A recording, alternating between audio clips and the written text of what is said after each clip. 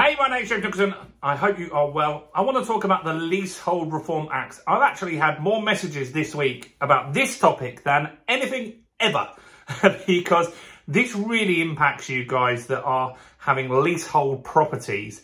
And there's been some big announcements in the last few days. Now, this is me reading probably 50 articles, and not everything is included in all of this. So you need to go out and do some other research, but hopefully this gives you a starter point on what potentially is going to happen, when it's going to happen, and how that will impact you going forward. So let's delve into it. But before we do that, make sure you smash the like button, subscribe to the channel and hit the bell notification.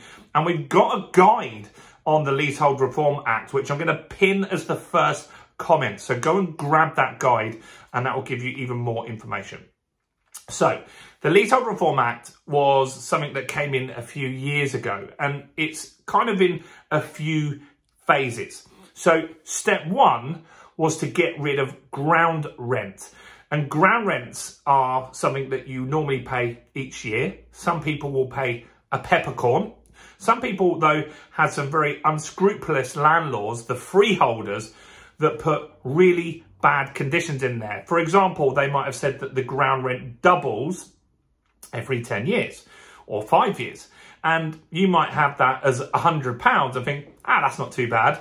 But quite quickly, that can grow to significant amounts. And so that was a major problem.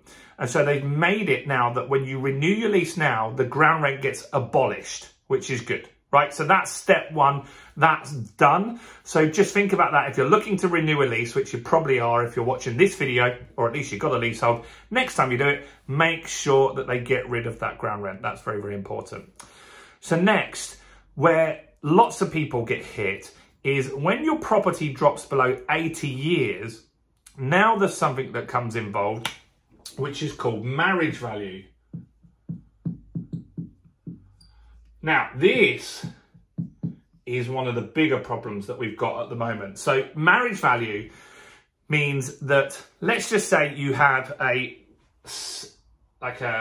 just 79 years left on your lease, right? 79 years left. Now, to me and to you, that seems like an eternity. I'll be dead, unfortunately, in 79 years, and so probably will you too. So what happens is banks get scared, because to a bank, that's a short period of time. To them, it's a blink of an eye. And what happens is when the lease goes to zero, for example, then if you didn't extend it, the property just goes back to the freeholder. You're only getting it on an extended rental period, really, with a leasehold property. So banks start getting worried at 79 years. So what happens is, now you need to extend the lease because it's hard to get a mortgage. You can get mortgages, and actually in the last 2 years, there's loads more lenders now. But before, there was hardly any. And so that meant that people had to extend the lease. Now, let's just say that this property is worth 200 grand with a long lease, and right now with a short lease it's worth 100 grand because it's less, definitely worth less. So they're going to say that if you extend the lease, that your property will go up in value by £100,000, which is a considerable sum of money. Now here's where the marriage value thing is bonkers, because what happens is that then when you extend that lease, you're now creating £100,000 in equity. You have to pay 50 grand. So whatever this number is, 50% of that is the fee to extend the lease. 50%.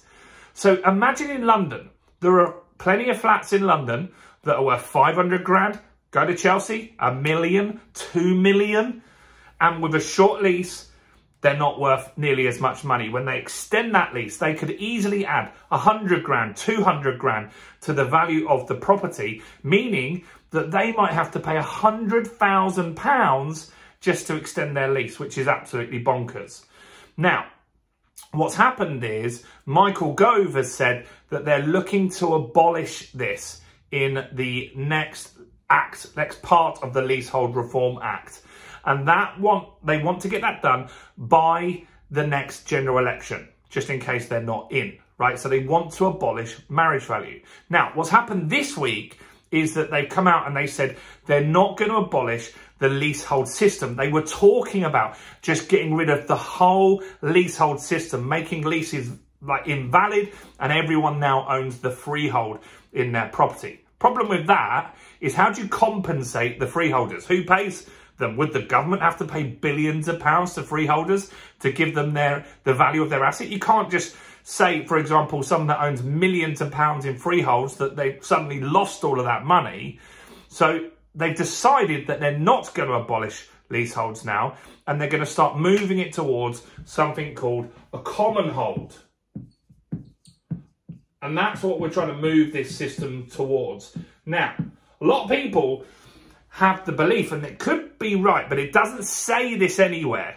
I found this nowhere in any of their conversations, that a lot of people are worried about they're not going to get rid of this marriage value thing. It's not clear what they're going to do, but they haven't said that they're going to do that. In fact, here's a quote from the government that I want to read to you guys quickly.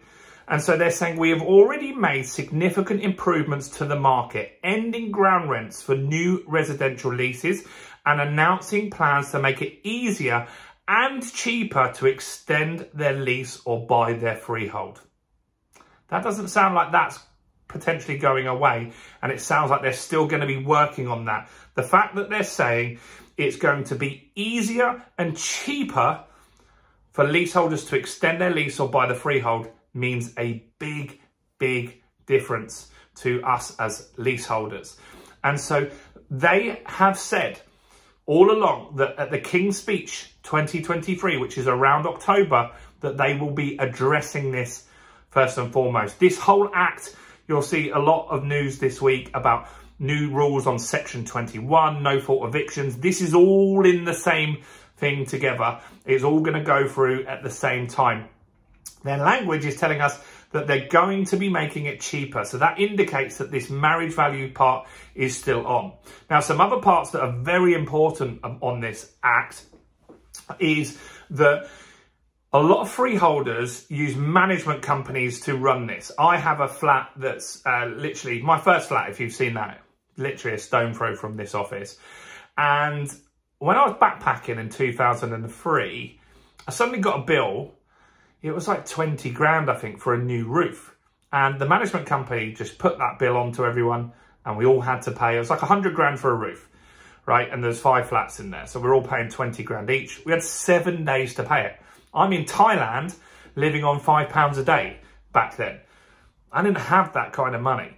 And so that had a protracted argument. We took years to settle that with them.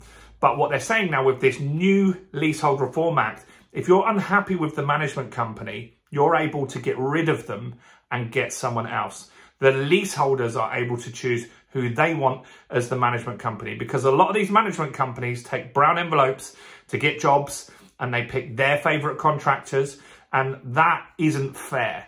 And so what the goal is to make leaseholds fairer. I didn't think at any point that they would abolish leaseholds. I always thought, how would you compensate the freeholder if you suddenly just stripped away an asset from them that could be worth millions of pounds to some freeholders? You can't just take that off people. That would be just daylight robbery. You might not agree with landlords and freeholders, but you couldn't just take that asset off them. But over time, getting rid of ground rent, making it so you can choose your management company, reducing marriage value maybe from 50%, maybe they'll reduce it to 10%. That would make a huge difference, and that would be a lot fairer. Let me know your thoughts. That's the update. So the update is nothing's changed as far as I can see. I've read tons and tons of content on this. All they've said this week is they're not going to abolish leaseholds. They were never going to do that in 2023 anyway. This is the thing that's going to make the biggest difference to leaseholders, is getting rid of or reducing the marriage value. The question you're going to ask in the comments is, should I renew my lease right now or should I wait? I would wait myself personally, because it's not long till October. Enjoy the summer, see what happens in the King's Speech. If they prolong it again and you need to renew that lease because you need a new mortgage or something like that, then that's when you can start making a decision on that. Let me know your thoughts on all of this. Do comment below. Do like the video. Do get that guide while you're in the comments as well. Check out all the other content on my channel, including this video right here.